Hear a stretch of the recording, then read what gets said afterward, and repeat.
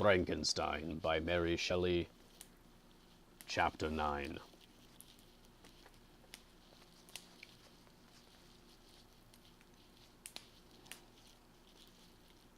Nothing is more painful to the human mind than, after the feelings have been worked up by a quick succession of events, the dead calmness of inaction and certainty which follows, and deprives the soul both of hope and fear. Justine died. She rested, and I was alive. The blood flowed freely in my veins, but a weight of despair and remorse pressed on my heart, which nothing could remove. Sleep fled from my eyes.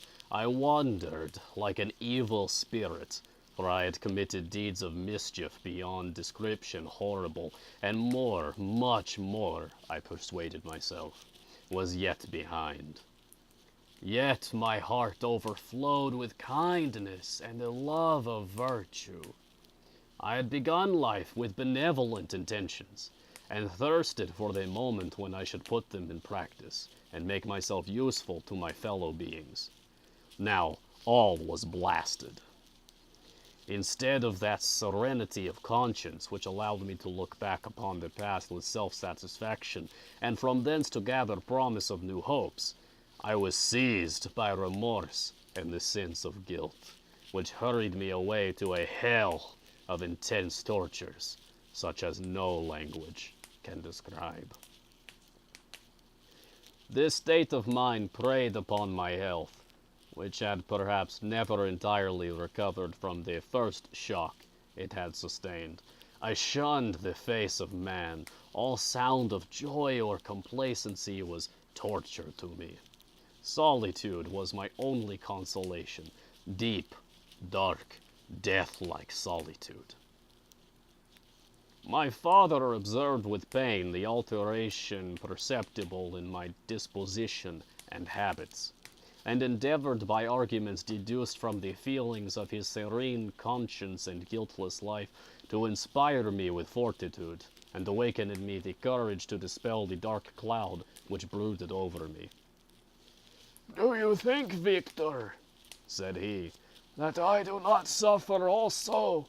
No one could love a child more than I loved your brother." Tears came into his eyes as he spoke. "But is it not a duty to the survivors that we should refrain from augmenting their unhappiness by an appearance of immoderate grief? It is also a duty owed to yourself, for excessive sorrow prevents improvement or enjoyment, or even the discharge of daily usefulness, without which no man is fit for society." This advice, although good, was totally inapplicable to my case. I should have been the first to hide my grief and console my friends. If remorse had not mingled its bitterness and terror its alarm with my other sensations, now I could only answer my father with a look of despair and endeavor to hide myself from his view. About this time we retired to our house at Bellerive. This change was particularly agreeable to me. The shutting of the gates regularly at 10 o'clock, and the impossibility of remaining on the lake after that hour, had rendered our residence within the walls of Geneva very irksome to me. I was now free. Often after the rest of the family had retired for the night, I took the boat, and passed many hours upon the water. Sometimes, with my sails set, I was carried by the wind, and sometimes, after rowing into the middle of the lake, I left the boat to pursue its own course, and gave way to my own miserable reflections. That sounds really relaxing, actually. I'd love to do that. That sounds great. Just row out to the middle of the lake and put the oars away and just lie there and breathe. Sounds really pleasant. I was often tempted, when all was at peace around me, and I the only unquiet thing that wandered restless in a scene so beautiful and heavenly, If I except some bat or the frogs whose harsh and interrupted croaking was heard only when I approached the shore, often, I say, I was tempted to plunge into the silent lake, that the waters might close over me and my calamities forever. Whoa, that's dark. Drown himself? Jeez. But I was restrained when I thought of the heroic and suffering Elizabeth, whom I tenderly loved, and whose existence was bound up in mine. I thought also of my father and surviving brother. Should I, by my base desertion, leave them exposed and unprotected to the malice of the fiend whom I had let loose among them? Row, row, row your boat.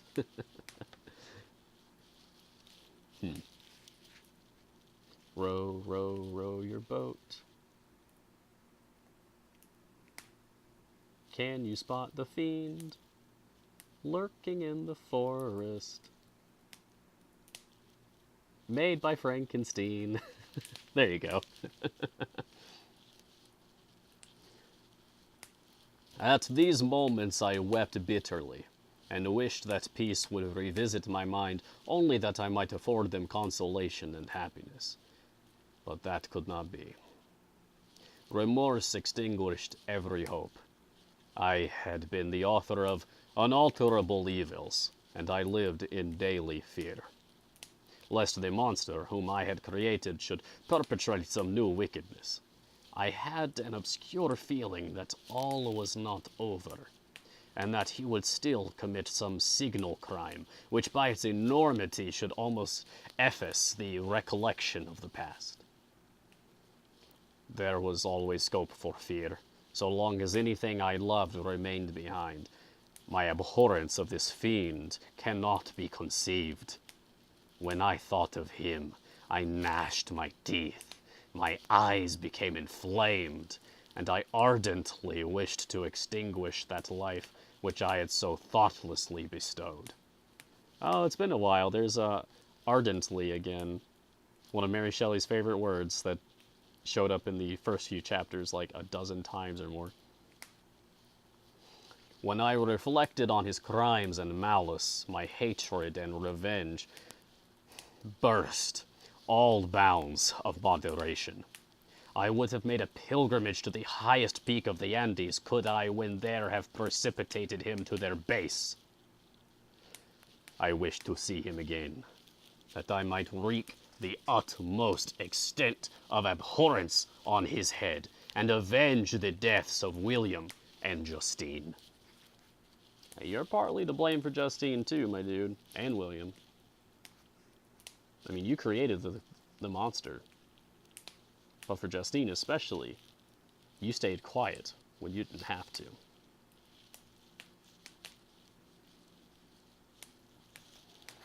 Our house was the house of mourning. My father's health was deeply shaken by the horror of the recent events. Elizabeth was sad and desponding. She no longer took delight in her ordinary occupations. All pleasure seemed to her sacrilege toward the dead. Eternal woe and tears she then thought was the just tribute she should pay to innocence so blasted and destroyed. She was no longer that happy creature who in earlier youth wandered with me on the banks of the lake and talked with ecstasy of our future prospects. The first of those sorrows which are sent to wean us from the earth had visited her, and its dimming influence quenched her dearest smiles.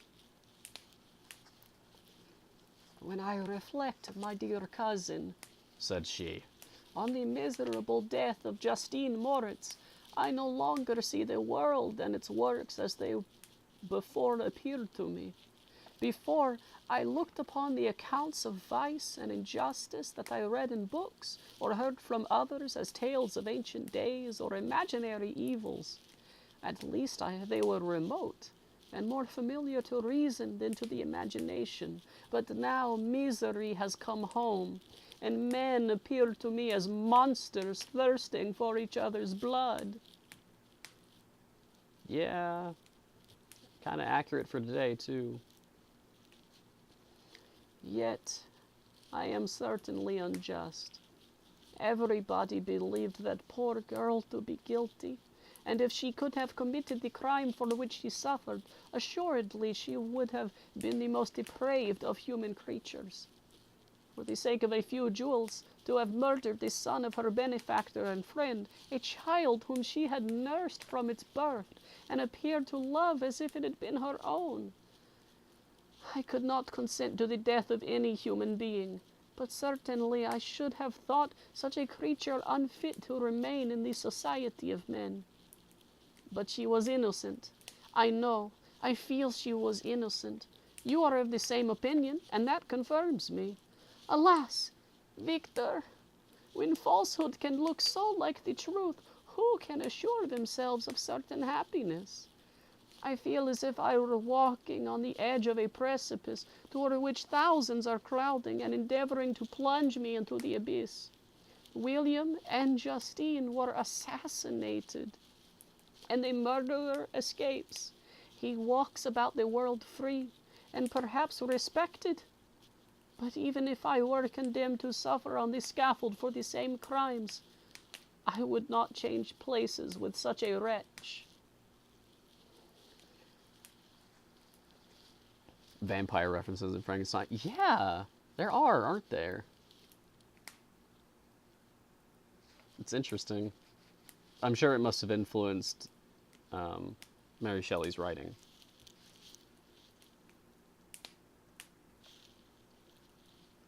Someone must have made like a paper on that about the influence of other horror elements, authors, and tales on Mary Shelley with her work in Frankenstein. Somewhere out there is a good essay about it, I'm sure. I listened to this discourse with the extremest agony. I, not in deed but in effect, was the true murderer. Elizabeth read my anguish in my countenance, and kindly taking my hand, said, My dearest friend, you must calm yourself. These events have affected me, God knows how deeply, but I am not so wretched as you are. There is an expression of despair and sometimes of revenge in your countenance that makes me tremble, dear Victor. Banish these dark passions. Remember the friends around you who center all their hopes in you. Have we lost the power of rendering you happy? Ah, while we love, while we are true to each other, here in this land of peace and beauty, your native country, we may reap every tranquil blessing. What can disturb our peace? And could not such words from her whom I fondly prize before every other gift of fortune suffice to chase away the fiend that lurked in my heart? Even as she spoke, I drew near to her as if in terror, lest at that very moment the destroyer had been near to rob me of her. Thus, not the tenderness of friendship, nor the beauty of earth nor of heaven could redeem my soul from woe. The very accents of love were ineffectual. I was encompassed by a cloud which no beneficial influence could penetrate. The wounded deer dragging its fainting limbs to some untrodden lake, to some untrodden brake, there to gaze upon the arrow which had pierced it, and to die, was but a type of me. A type of me. It's an interesting phrase.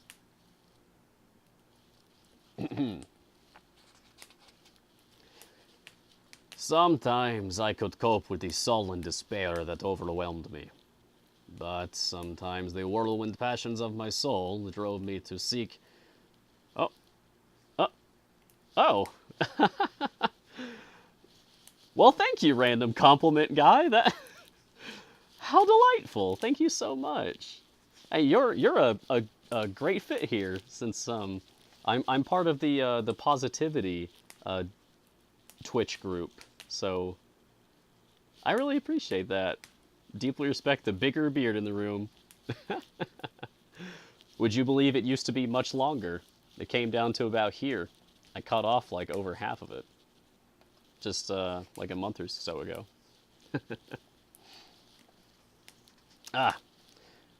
Sorry, I interrupted myself when I saw someone new in the chat. Thank you again, random compliment guy. You have a good day too. Thanks for stopping by. That was fun. Okay. I'm going to take it back from the top of this paragraph. Sometimes I could cope with the sullen despair that overwhelmed me. But sometimes the whirlwind passions of my soul drove me to seek, by bodily exercise and by change of place, some relief from my intolerable sensations. It was during an access of this kind that I suddenly left my home, and bending my steps toward the near alpine valleys, sought in the magnificence, the eternity of such scenes, to forget myself and my ephemeral, because human, sorrows. My wanderings were directed toward the valley of Chamonix. Footnote, now called Chamonix, a beautiful valley that lies at the base of Mont Blanc and near the Mer de Glace, Sea of Ice, which Frankenstein describes on pages 87 to 88. Oh, so that's coming up in just a few pages. Okay, something to look forward to. I had visited it frequently during my boyhood. 6 years had passed since then. I was a wreck, but naught had changed in those savage and enduring scenes. I performed the first part of my journey on horseback. I afterwards hired a mule as the more sure-footed and least liable to receive injury on these rugged roads. The weather was fine. It was about the middle of the month of August, nearly 2 months after the death of Justine, that miserable epoch from which I dated all my woe. Wow, so it's 2 months after the last chapter now. I think we've been in Victor's story for like a year at this point, or close to that. Wait. Or more?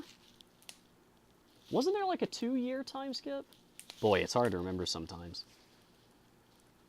Help me out, chat. Do you remember?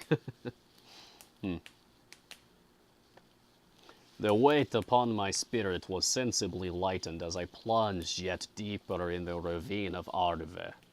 The immense mountains and precipices that overhung me on every side, the sound of the river raging among the rocks, and the dashing of the waterfalls around, spoke of a power mighty as omnipotence. And I ceased to fear, or to bend before any being less almighty than that which had created and ruled the elements, here displayed in their most terrific guise. Still, as I ascended higher, the valley assumed a more magnificent and astonishing character. Ruined castles hanging on the precipices of piney mountains, the impetuous Arve, and cottages every here and there peeping forth from among the trees, formed a scene of singular beauty. But it was augmented and rendered sublime by the mighty Alps, whose white and shining pyramids and domes towered above all as belonging to another earth, the habitations of another race of beings. I passed the bridge of Pellissier, where the ravine which the river forms opened before me, and I began to ascend the mountain that overhangs it, soon after I entered the valley of Chamonix. This valley is more wonderful and sublime, but not so beautiful and picturesque as that of Servox, through which I had just passed. The high and snowy mountains were its immediate boundaries, but I saw no more ruined castles and fertile fields. Immense glaciers approached the road.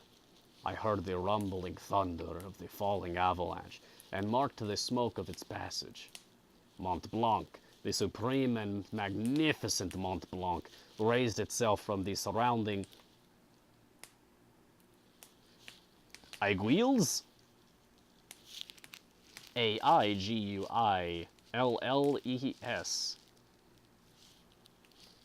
Aiguilles?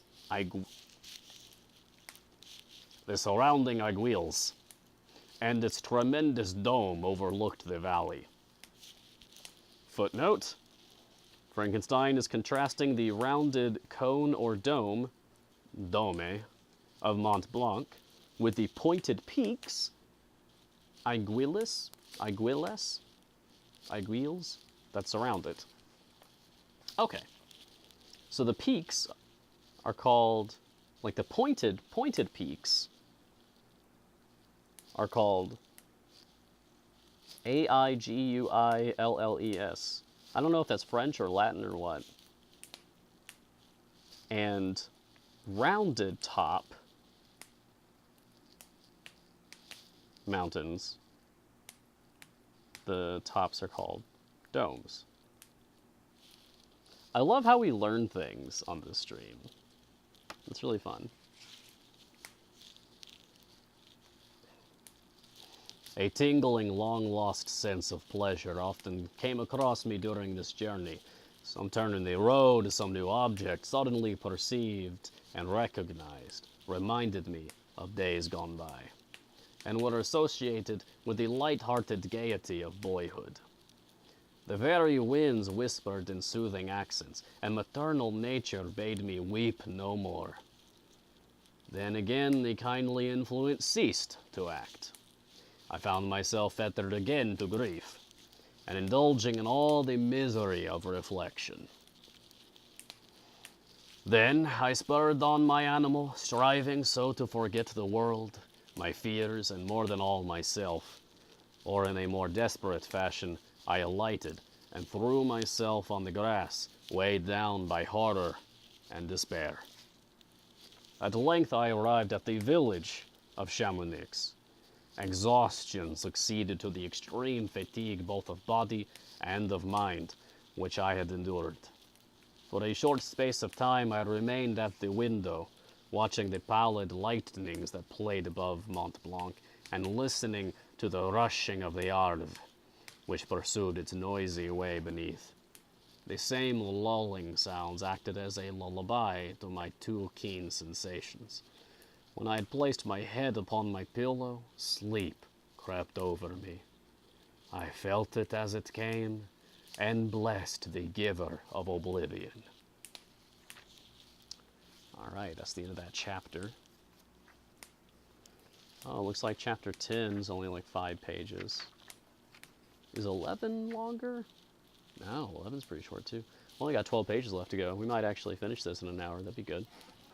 I'm going to take a snack break. I've got grapes. It's good for keeping my voice going.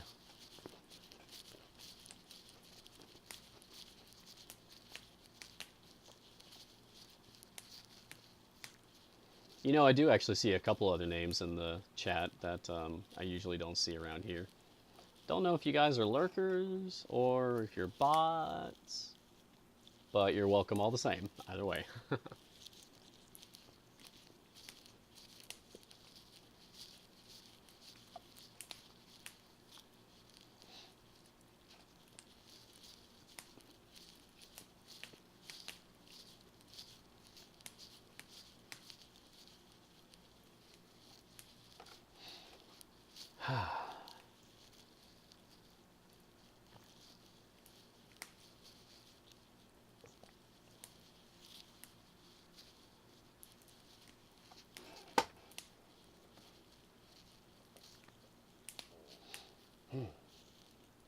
Oh, there was something I wanted to say. What was it? Something I meant to talk about at the beginning of the stream and just forgot to mention. No. Oh, yeah, that's right. So I had a close call yesterday. I totally forgot that Twitch deletes older recordings. So some of my Sherlock stuff has started to disappear. Ah! Thank you, Marshmallow Ninja. Hey, buddy. I appreciate that, man. It's good to catch you at the stream. Marshmallow Ninja, IRL friend of mine, who, unfortunately, his work schedule often conflicts with my stream. But since I adjusted my schedule, hopefully he'll be able to catch me every now and then now. It's good to see you here, buddy. And thank you for the bits. Twitch has started deleting some of my older recordings from when I read Sherlock last month in September. But I caught it before it went too far. And I do, thankfully, have local files of those recordings. So I can re-upload those. And I've learned that if I save them as highlights, if I edit them down, trim them down, save them as highlights, then they will stay for, like, years. Other people are telling me that they still have highlights from years ago. So, I have gone ahead and done that for all of our Frankenstein readings so far, and the short stories, and for the Sherlock stories that, the Sherlock recordings that were not deleted yet. So, if you check out my videos page, you should find collection playlists of all of those, if you'd ever like to revisit those tales. And they are trimmed down from the full stream, so it's just the story itself, so not as long.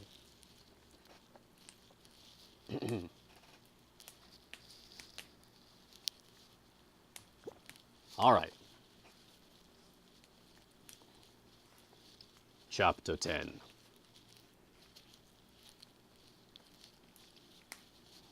I spent the following day roaming through the valley.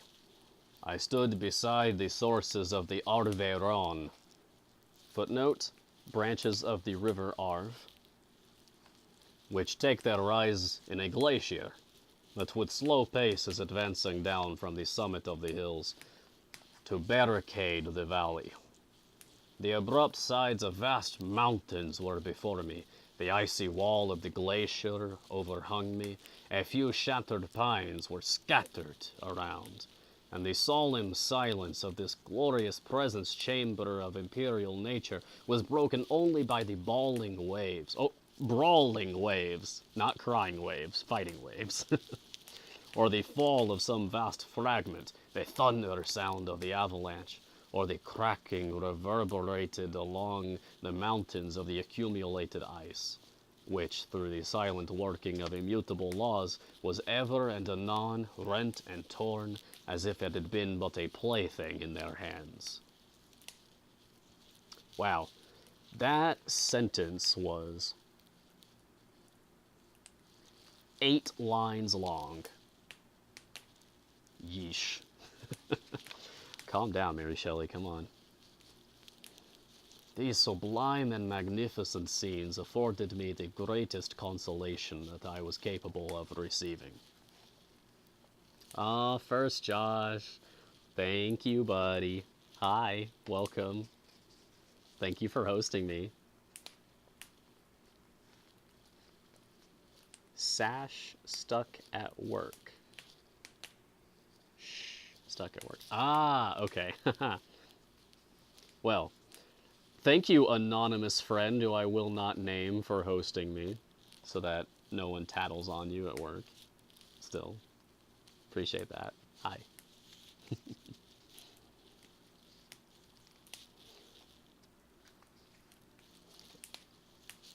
These sublime and magnificent scenes afforded me the greatest consolation that I was capable of receiving.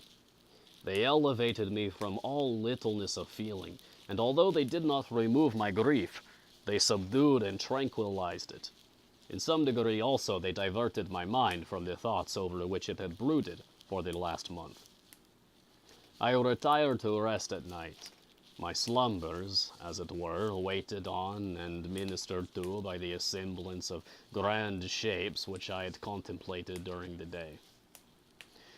They congregated round me, the unstained snowy mountain top, the glittering pinnacle, the pine woods and ragged bare ravine, the eagle soaring amidst the clouds, they all gathered round me and bade me be at peace. Where had they fled when the next morning I awoke? All of soul inspiriting fled with sleep, and dark melancholy clouded every thought. The rain was pouring in torrents, and thick mists hid the summits of the mountains, so that I even saw not the faces of those mighty friends. Still I would penetrate their misty veil and seek them in their cloudy retreats. What were rain and storm to me? My mule was brought to the door, and I resolved to ascend to the summit of Montenvert. I remembered the effect that the view of the tremendous and ever-moving glacier had produced upon my mind when I first saw it. It had then filled me with a sublime ecstasy that gave wings to the soul, and allowed it to soar from the obscure world to light and joy. The sight of the awful and majestic in nature had indeed always the effect of solemnizing my mind, and causing me to forget the passing cares of life. I determined to go without a guide, for I was well acquainted with the path, and the presence of another would destroy the solitary grandeur of the scene. The ascent is precipitous, but the path is cut into continual and short windings, which enable you to surmount the perpendicularity of the mountain. It is a scene terrifically desolate. In 1,000 spots the traces of the winter avalanche may be perceived, where trees lie broken and strewed on the ground, some entirely destroyed, others bent, leaning upon the jutting rocks of the mountain, or transversely upon other trees. The path, as you ascend higher, is intersected by ravines of snow, down which stones continually roll from above. One of them is particularly dangerous, as the slightest sound, such as even speaking in a loud voice, produces a concussion of air sufficient to draw destruction upon the head of the speaker. The pines are not tall or luxuriant, but they are somber and add an air of severity to the scene. I looked on the valley beneath.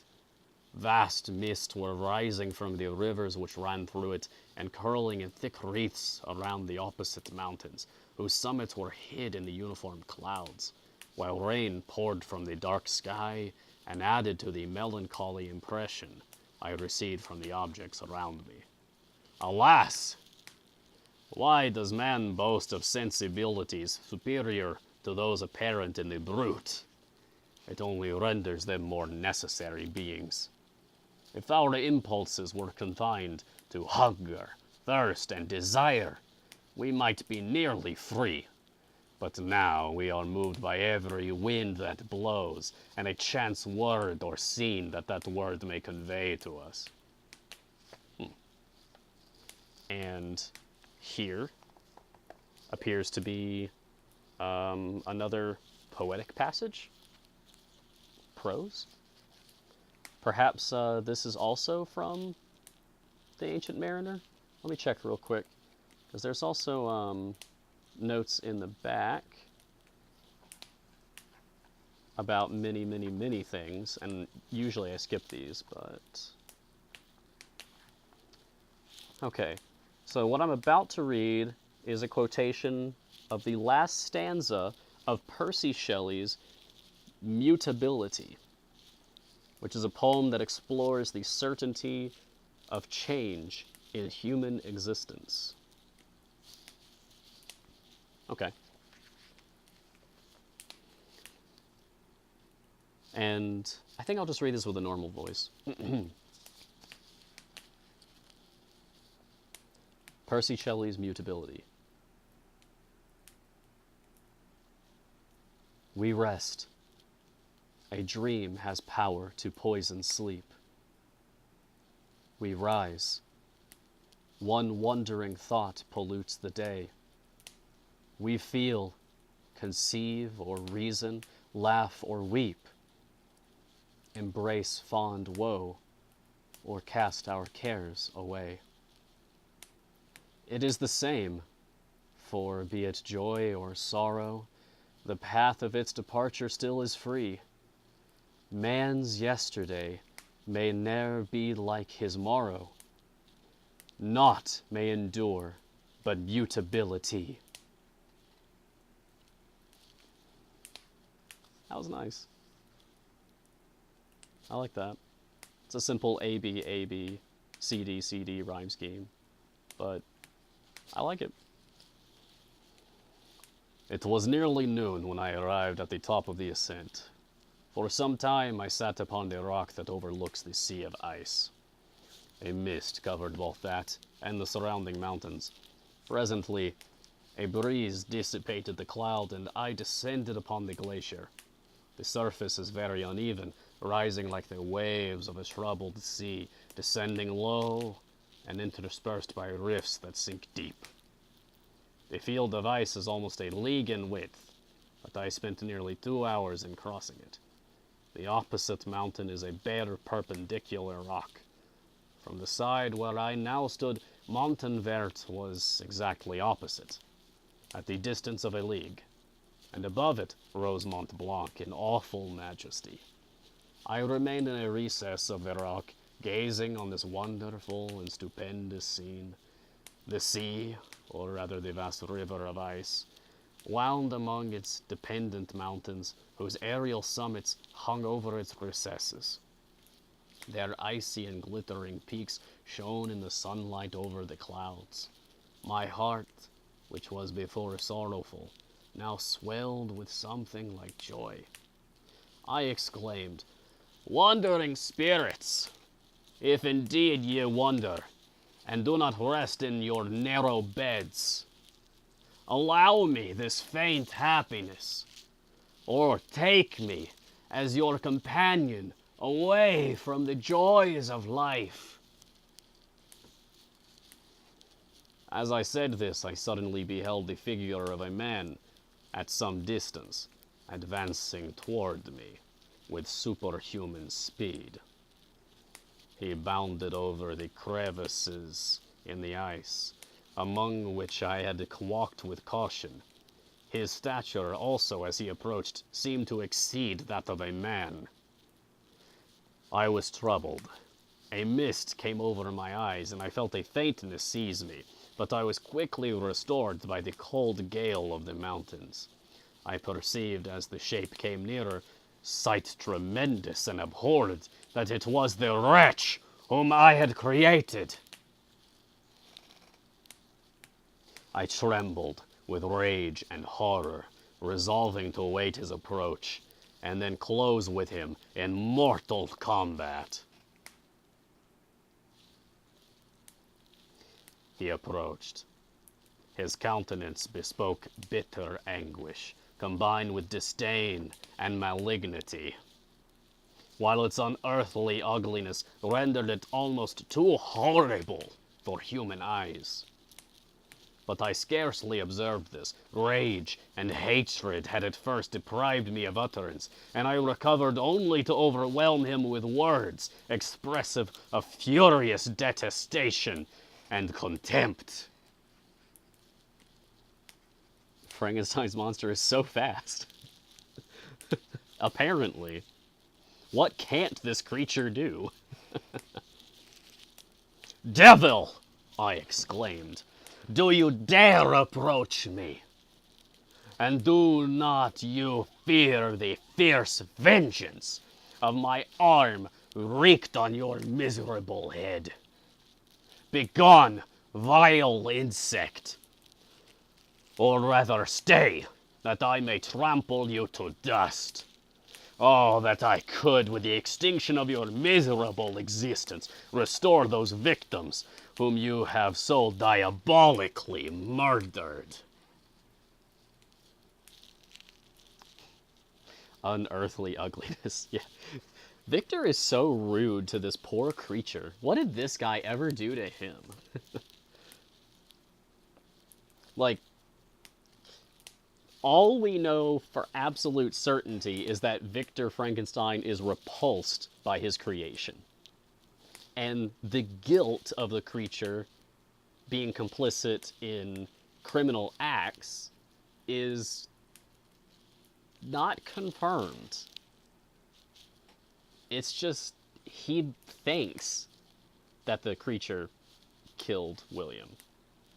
But we don't know for sure.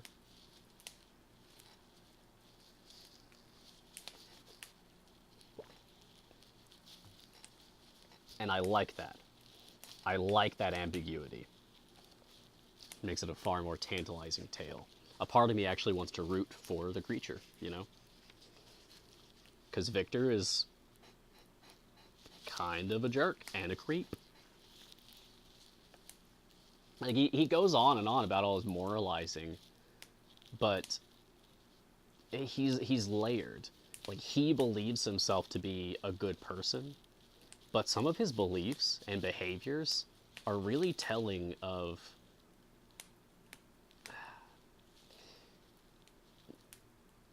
not great things. Alright, you ready for this? Because it looks like the creature is a voiced character. And I didn't know if that was going to happen or not. But I had considered a voice for Frankenstein's monster ahead of time. So we'll see how it goes.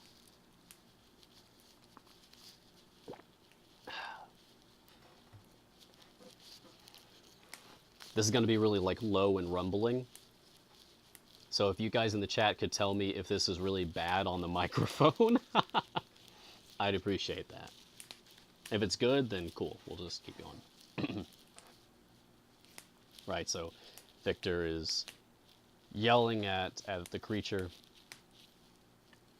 who replies, "I expected this reception," said the demon. "All men hate the wretched. How then must I be hated, who am miserable beyond all living things? Yet you, my creator, detest and spurn me, the creature to whom thou art bound by ties only dissoluble by the annihilation of one of us. You purpose to kill me. How dare you sport thus with life? Do your duty toward me, and I will do mine toward you and the rest of mankind. If you will comply with my conditions, I will leave them and you at peace. But if you refuse, I will glut the maw of death until it be satiated with the blood of your remaining friends. Abhorred monster! Fiend that thou art! The tortures of hell are too mild a vengeance for thy crimes. Wretched devil! You reproach me with your creation. Come on, then, that I may extinguish the spark which I so negligently bestowed." My rage was without bounds. I sprang on him, impelled by all the feelings which can arm one being against the existence of another. Thank you, Blue Kobold. He easily eluded me and said, "Be calm. I entreat you to hear me before you give vent to your hatred on my devoted head. Have I not suffered enough that you seek to increase my misery? Life, although it may only be an accumulation of anguish, is dear to me, and I will defend it. Remember, thou hast made me more powerful than thyself. My height is superior to thine, my joints more supple. But I will not be tempted to set myself in opposition to thee.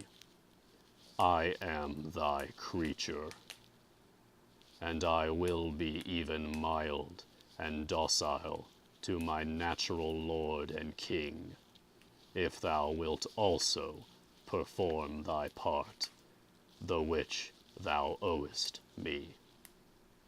O Frankenstein, be not equitable to every other, and trample upon me alone, to whom thy justice, and even thy clemency and affection is most due.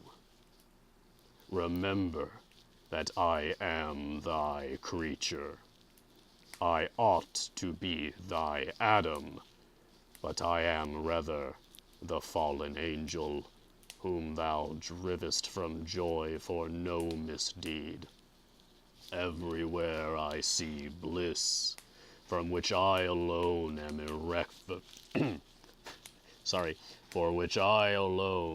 am irrevocably excluded. I was benevolent and good. Misery made me a fiend. Make me happy, and I shall again be virtuous. Begone! I will not hear you. There can be no community between you and me. We are enemies. Begone, or let us try our strength in a fight in which one must fall. Monster is best character? Oh, I agree. I am very much into the way this guy talks. It's very cool. How can I move thee? Will no entreaties cause thee to turn a favorable eye upon thy creature, who implores thy goodness and compassion? Believe me, Frankenstein, I was benevolent. My soul glowed with love and humanity, but I am not alone. Miserably alone. You, my creator, abhor me. What hope can I gather from your fellow creatures, who owe me nothing? They spurn and hate me. The desert mountains and dreary glaciers are my refuge. I have wandered here many days. The caves of ice, which I only do not fear, are a dwelling to me, and the only one which man does not grudge. These bleak skies I hail, for they are kinder to me than your fellow beings. If the multitude of mankind knew of my existence, they would do as you do, and arm themselves for my destruction. Shall I not then hate them who abhor me? I will keep no terms with my enemies. I am miserable, and they shall share my wretchedness.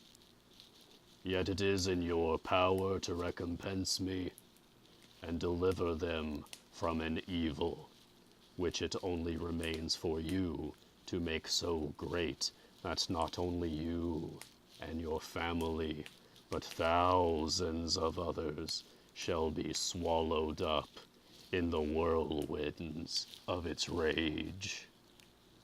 Let your compassion be moved, and do not disdain me. Listen to my tale. When you have heard that, abandon or commiserate me as you shall judge that I deserve. But hear me. The guilty are allowed by human laws, bloody as they are, to speak in their own defense before they are condemned. Listen to me, Frankenstein. You accuse me of murder, and yet you would, with a satisfied conscience, destroy your own creature. Oh, praise the eternal justice of man! Yet I ask you not to spare me. Listen to me, and then, if you can, and if you will, destroy the work of your hands. Why do you recall? Why do you call to my remembrance? I rejoined. No, I just did my Sherlock narrative voice. I rejoined. Circumstances of which I shudder to reflect, that I have been the miserable origin and author. Cursed be the day, abhorred devil, in which you first saw light. Cursed, although I curse myself, be the hands that formed you. You have made me wretched beyond expression. You have left me no power to consider whether I am just to you or not. Begone! Relieve me from the sight of your detested form. Thus I relieve thee, my creator, he said, and placed his hated hands before my eyes, which I flung from me with violence. Thus I take from thee a sight which you abhor. Still thou canst listen to me, and grant me thy compassion. By the virtues that I once possessed, I demand this from you. Hear my tale. It is long and strange, and the temperature of this place is not fitting to your fine sensations. Come to the hut upon the mountain. The sun is yet high in the heavens, before it descends to hide itself behind yon snowy precipices, and illuminate another world. You will have heard my story, and can decide. On you it rests whether I quit forever the neighborhood of man and lead a harmless life, or become the scourge of your fellow creatures, and the author of your own speedy ruin. As he said this, he led the way across the ice. I followed. My heart was full, and I did not answer him. But as I proceeded, I weighed the various arguments that he had used, and determined at least to listen to his tale. I was partly urged by curiosity, and compassion confirmed my resolution. I had hitherto supposed him to be the murderer of my brother, and I eagerly sought a confirmation or denial of this opinion. For the first time also, I felt what the duties of a creator toward his creature were, and that I ought to render him happy before I complained of his wickedness. These motives urged me to comply with his demand. We crossed the ice, therefore, and ascended the opposite rock. The air was cold, and the rain again began to descend. We entered the hut, the fiend with an air of exultation, I with a heavy heart and depressed spirits. But I consented to listen, and seating myself by the fire which my odious companion had lighted, he thus began his tale.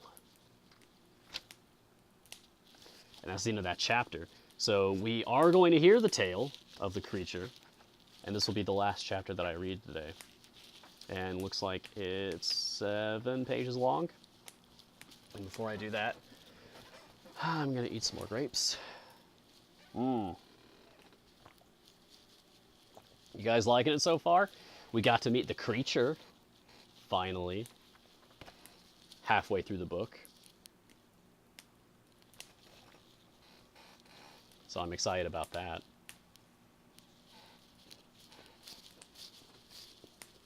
I didn't know if the creature would be a voice character, but I was really hoping for it. I was saving that voice for him.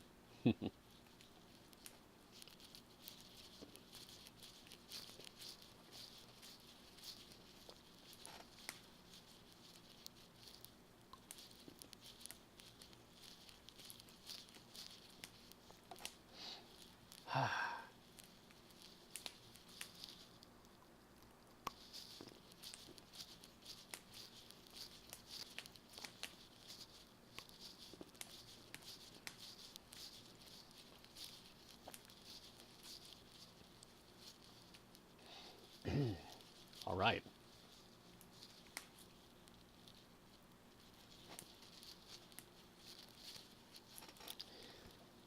So, one more chapter to go for this stream.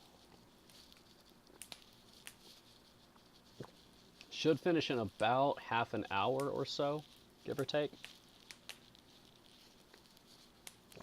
Might be a little bit longer. Might be closer to 40 minutes.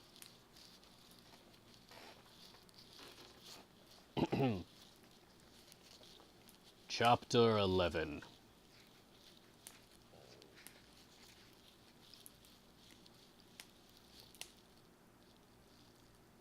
Okay. It looks like...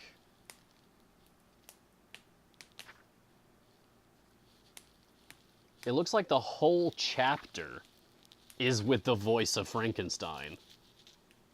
I mean, Frankenstein's monster. So I hope you like that voice I've been using, because you're about to get 6 or 7 pages of it.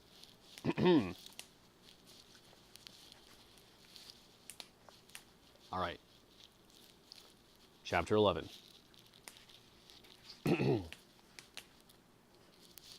I might have to take breaks to get through this.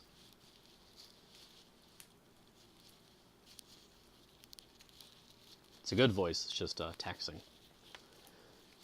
It is with considerable difficulty that I remember the original era of my being. Footnote. The moon? It just says the moon. It is with considerable difficulty that I remember the original era of my being. Footnote. The moon. I'm not sure what that's supposed to mean.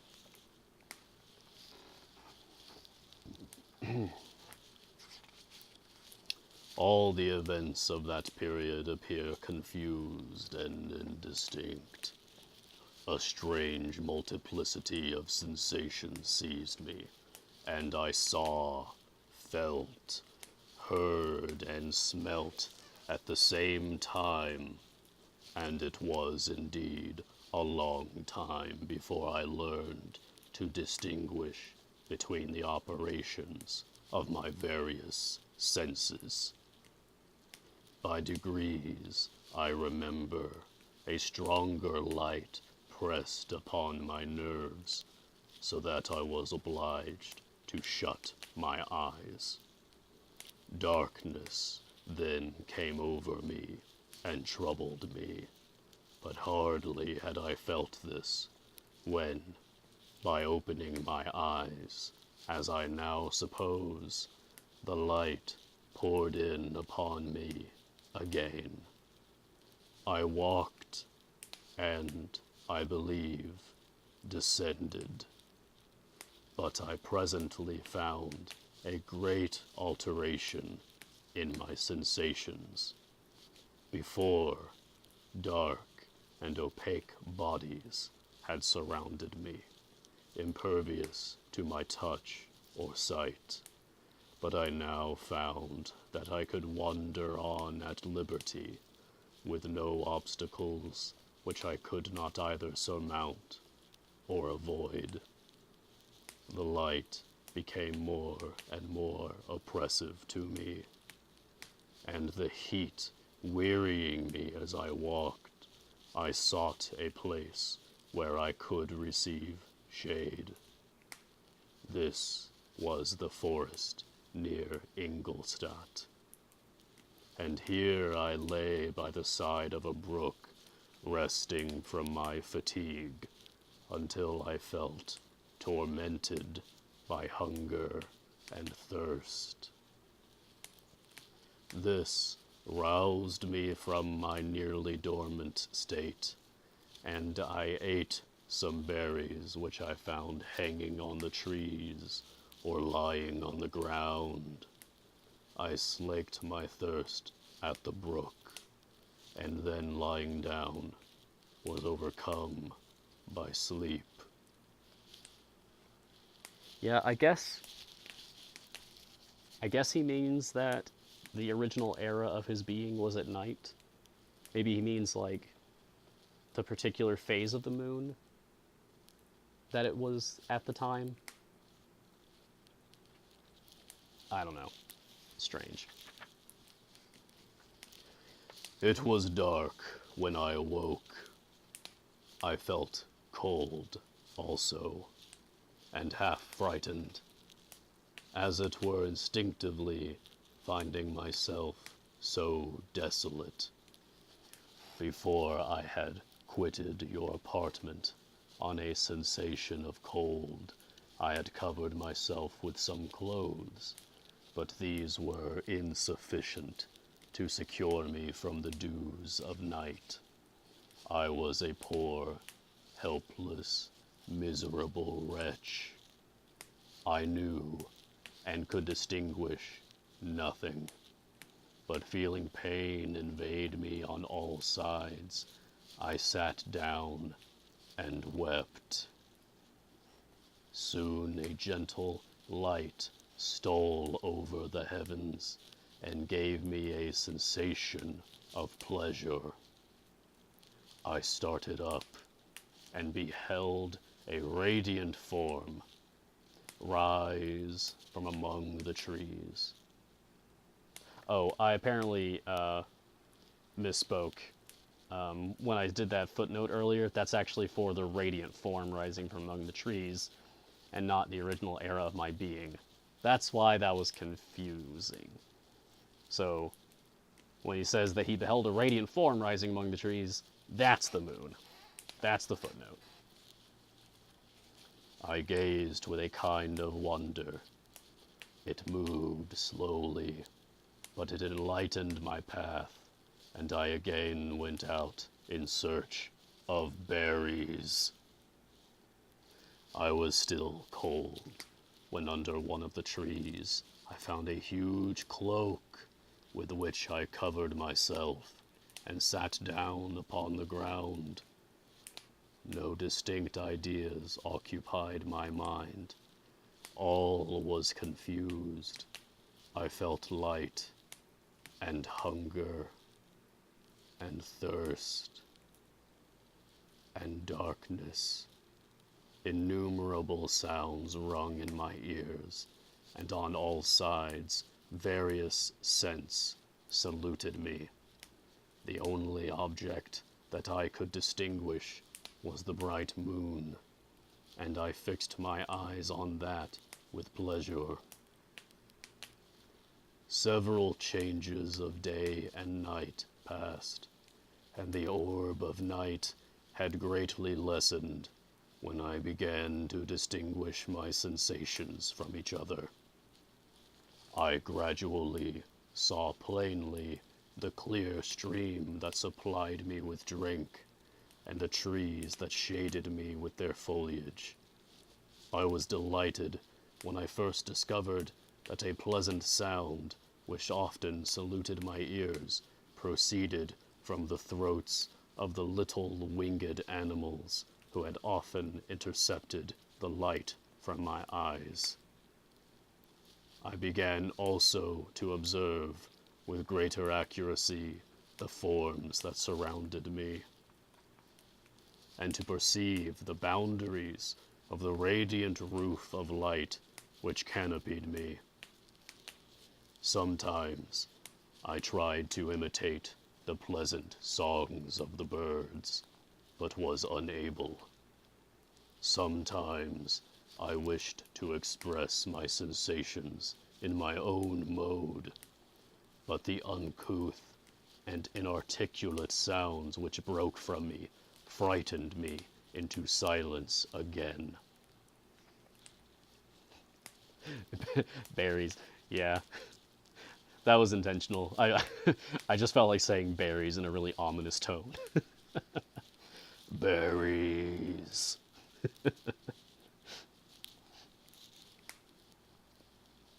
One day, when I was oppressed by cold, I found a fire, which had been left by some wandering beggars, and was overcome with delight at the warmth I experienced from it. In my joy I thrust my hand into the live embers, but quickly drew it out again with a cry of pain. How strange, I thought, that the same cause should produce such opposite effects. I examined the materials of the fire, and to my joy found it to be composed of wood. I quickly collected some branches, but they were wet and would not burn. I was pained at this, and sat still, watching the operation of the fire. I reflected on this, and by touching the various branches, I discovered the cause, and busied myself in collecting a great quantity of wood, that I might dry it, and have a plentiful supply of fire. When night came on, and brought sleep with it, I was in the greatest fear lest my fire should be extinguished.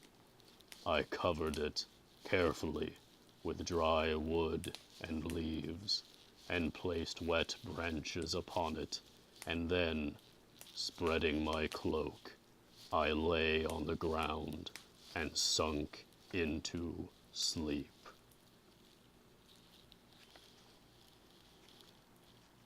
Frankenbirds.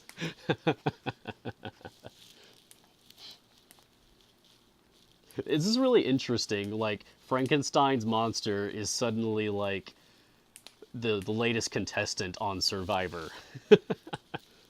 I wasn't expecting like camping with Frankenstein's monster to be a whole chapter in this book. This is fun. It was morning when I awoke, and my first care was to visit the fire. I uncovered it, and a gentle breeze quickly fanned it into a flame.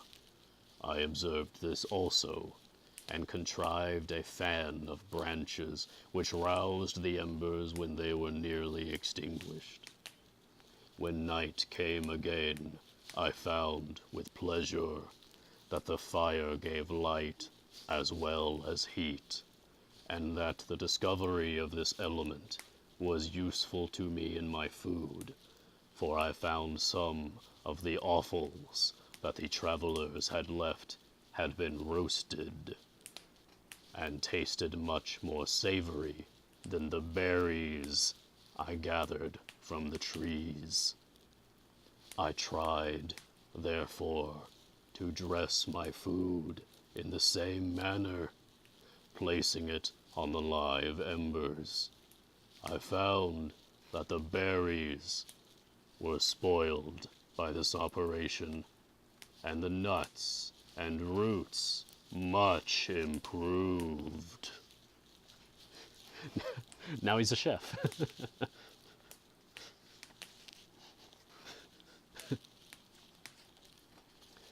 Food, however, became scarce, and I often spent the whole day searching in vain for a few acorns to assuage the pangs of hunger. When I found this, I resolved to quit the place that I had hitherto inhabited, to seek for one where the few wants I experienced would be more easily satisfied. In this emigration, I exceedingly lamented the loss of the fire, which I had obtained through accident, and knew not how to reproduce it. I gave several hours to the serious consideration of this difficulty, but I was obliged to relinquish all attempt to supply it, and wrapping myself up in my cloak, I struck across the wood toward the setting sun. I passed 3 days in 3 rambles, and at length discovered the open country. A great fall of snow had taken place the night before, and the fields were of one uniform white. The appearance was disconsolate, and I found my feet chilled by the cold, damp substance that covered the ground. That must be snow. It is really interesting seeing Frankenstein's creature, like, discovering and defining, like, physical reality, nature, as he goes. He doesn't know what fire is, but he figures out what fire is and what it can do. He doesn't know how to make it yet. He doesn't know what snow is, but he's found it, and he's experiencing that now. It's very interesting. It's like being dropped into an alien world and having to learn, like, in another dimension, like, and having to learn a whole new brand of physics or something. It's pretty neat.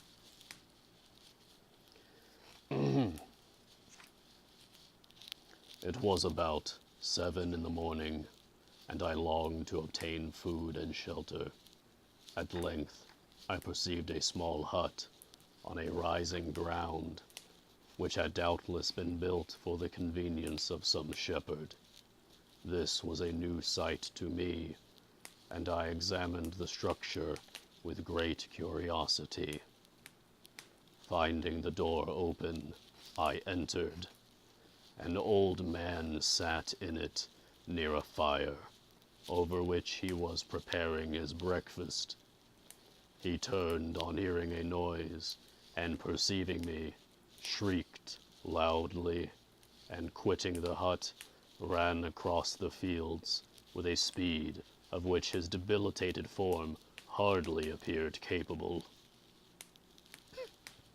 He just scared some, like, poor disabled old man into, like, running cartoonishly across a field.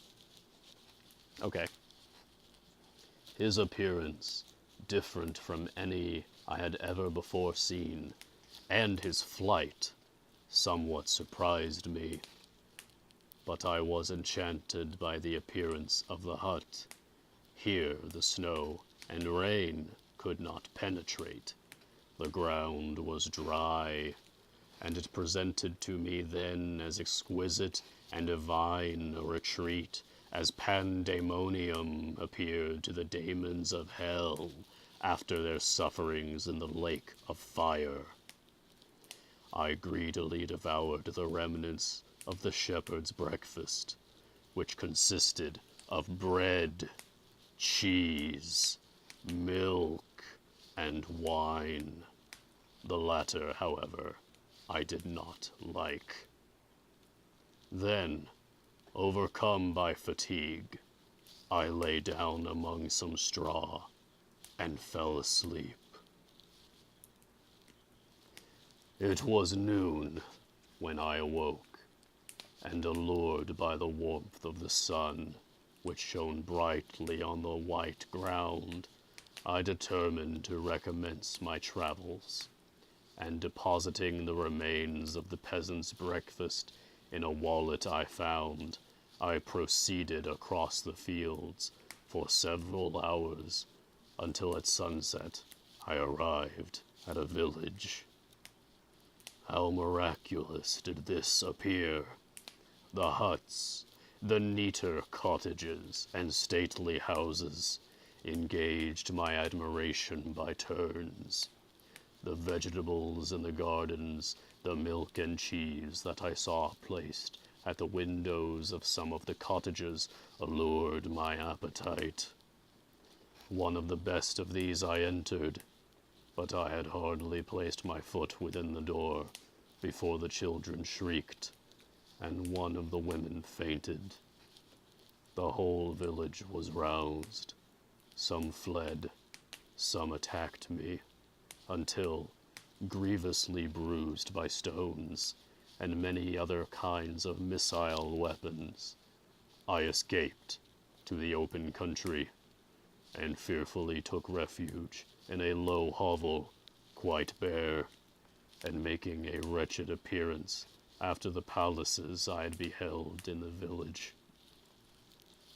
This hovel, however, joined a cottage of a neat and pleasant appearance. But after my late, dearly bought experience, I dared not enter it. My place of refuge was constructed of wood, but so low that I could, with difficulty, sit upright in it. No wood, however, was placed on the earth, which formed the floor, but it was dry, and although the wind entered it by innumerable chinks, I found it an agreeable asylum from the snow and rain. Here, then, I retreated, and lay down happy to have found a shelter, however miserable, from the inclemency of the season, and still more from the barbarity of man.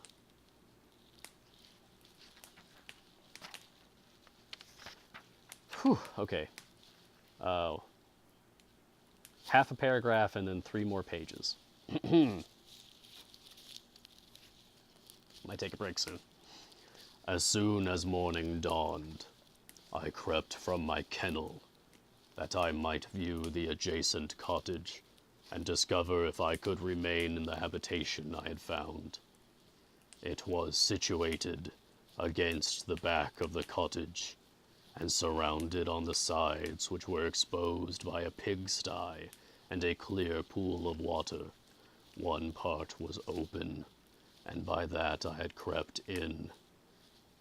But now I covered every crevice by which I might be perceived with stones and wood, yet in such a manner that I might move them on occasion to pass out.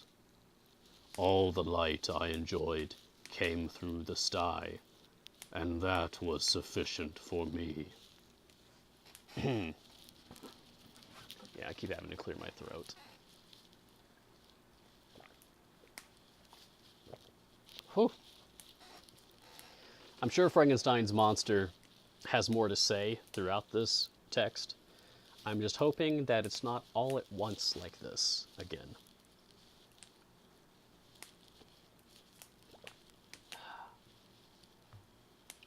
It's times like this that I hope you guys appreciate the fully voiced characters, because sometimes it hurts.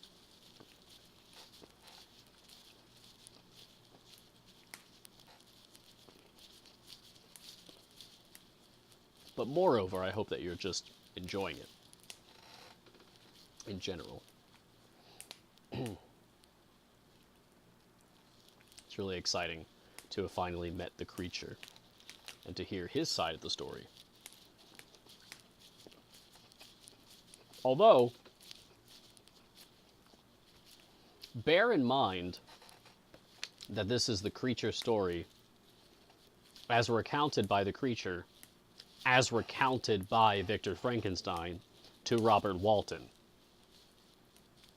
So, Victor could be leaving out details, or embellishing, or even completely changing things.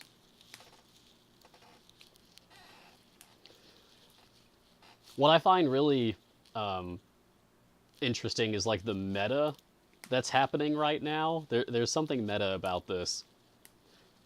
I, Mars, am reading you a story that currently features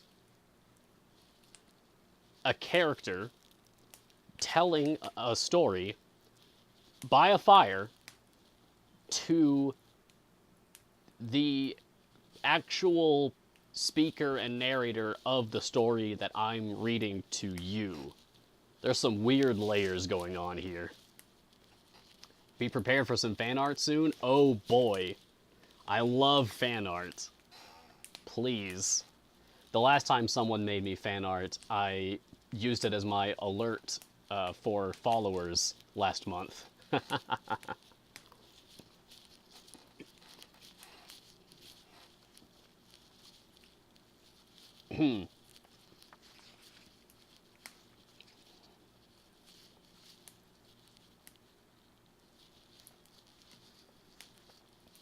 Having thus arranged my dwelling and carpeted it with clean straw, I retired, for I saw the figure of a man at a distance, and I remembered too well my treatment the night before to trust myself in his power.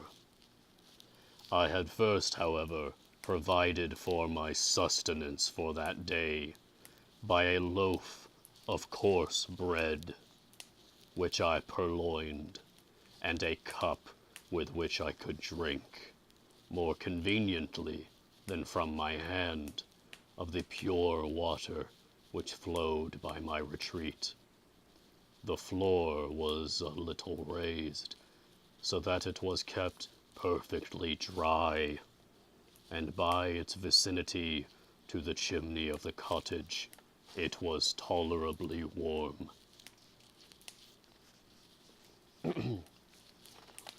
Being thus provided, I resolved to reside in this hovel until something should occur which might alter my determination. It was indeed a paradise compared to the bleak forest, my former residence, the rain-dropping branches, and dank earth. I ate my breakfast with pleasure, and was about to remove a plank to procure myself a little water, when I heard a step, and looking through a small chink, I beheld a young creature with a pail on her head passing before my hovel. The girl was young and of gentle demeanor, unlike what I have since found cottagers and farmhouse servants to be. Yet she was meanly dressed, a coarse blue petticoat and a linen jacket being her only garb. Her fair hair was plaited, but not adorned. She looked patient, yet sad. I lost sight of her, and in about a quarter of an hour she returned, bearing the pail, which was now partly filled with milk. As she walked along, seemingly incommoded by the burden, a young man met her, whose countenance expressed a deeper despondence. Uttering a few sounds with an air of melancholy, he took the pail from her head and bore it to the cottage himself. She followed, and they disappeared.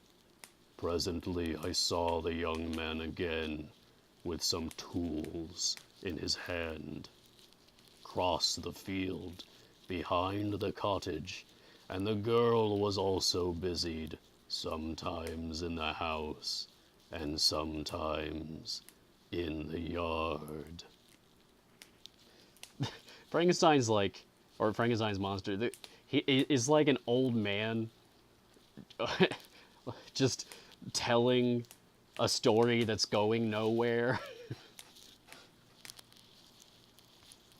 It was in the year 1916 when I beheld a passing trolley full of foreigners.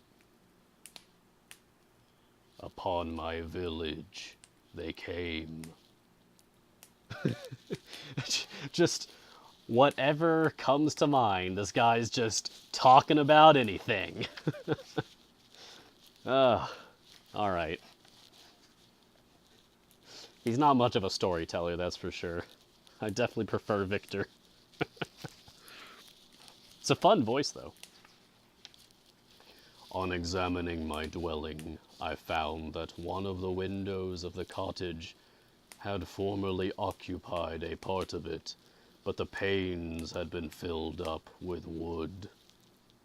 In one of these was a small and almost imperceptible chink, through which the eye could just penetrate. Through this crevice, a small room was visible, whitewashed and clean, but very bare of furniture. In one corner, near a small fire, sat an old man, leaning his head on his hands in a disconsolate attitude. The young girl was occupied in arranging the cottage, but presently she took something out of a drawer which employed her hands, and she sat down beside the old man, who, taking up an instrument, began to play, and to produce sounds sweeter than the voice of the thrush or the nightingale. It was a lovely sight, even to me, poor wretch, who had never beheld aught beautiful before. The silver hair and benevolent countenance of the aged cottager won my reverence, while the gentle manners of the girl enticed my love. He played a sweet, mournful air, which I perceived drew tears from the eyes of his amiable companion, of which the old man took no notice until she sobbed audibly. He then pronounced a few sounds, and the fair creature, leaving her work, knelt at his feet. He raised her and smiled with such kindness and affection that I felt sensations of a peculiar and overpowering nature. They were a mixture of pain and pleasure, such as I had never before experienced, either from hunger or cold, warmth or food, and I withdrew from the window, unable to bear those emotions. Soon after this, the young man returned, bearing on his shoulders a load of wood. The girl met him at the door, helped to relieve him of his burden, and taking some of the fuel into the cottage, placed it on the fire. Then she and the youth went apart into a nook of the cottage, and he showed her a large loaf and a piece of cheese. She seemed pleased, and went into the garden for some roots and plants, which she placed in water and then upon the fire. She afterwards continued her work, whilst the young man went into the garden and appeared busily employed in digging and pulling up roots. After he had been employed thus about an hour, the young woman joined him, and they entered the cottage together. The old man had in the meantime been pensive, but on the appearance of his companions, he assumed a more cheerful air, and they sat down to eat. The meal was quickly dispatched. The young woman was again occupied in arranging the cottage. The old man walked before the cottage in the sun for a few minutes, leaning on the arm of the youth. Nothing could exceed in beauty the contrast between these two excellent creatures. One was old, with silver hairs, and a countenance beaming with benevolence and love. The younger was slight and graceful in his figure, and his features were molded with the finest symmetry, yet his eyes and attitude expressed the utmost sadness and despondency. The old man returned to the cottage, and the youth, with tools different from those he had used in the morning, directed his steps across the fields.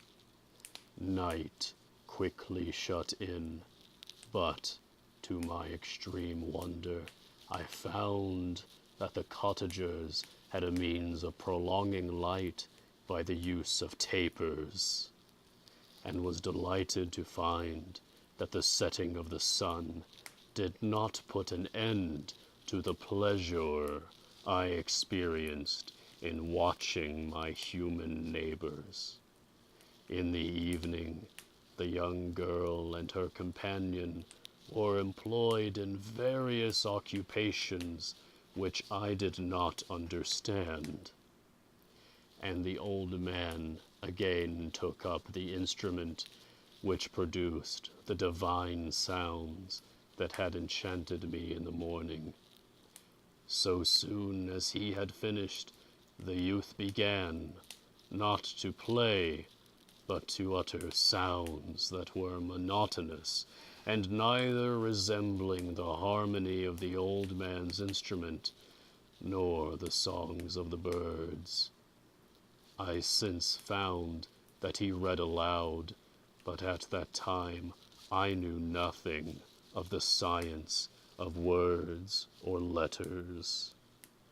The family, after having been thus occupied for a short time, extinguished their lights and retired, as I conjectured, to rest.